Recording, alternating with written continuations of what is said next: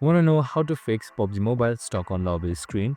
Well, no worries. In this video, I'm going to give you some quick and easy fix on how to do it. It's super simple, so let's get right into it. Now, first things first, make sure your internet is stable. You can just simply switch to Wi-Fi or try mobile data. So you can also restart your mobile data or Wi-Fi, which might help. So next thing, you can just simply force close the game and restart it if possible.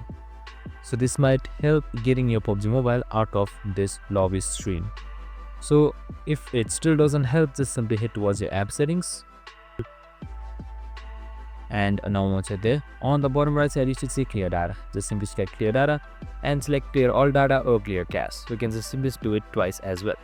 So that's it, clear out any junk files, your data, and it might help you out on getting out of the loop.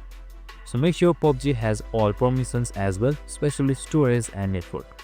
If they do not have that permission, your game will not start. And that's it. If it still doesn't work, just simply reinstall the game. I hope this video helped. If it did, make sure to like, subscribe and tune in with us for more of these videos. See you in the next one.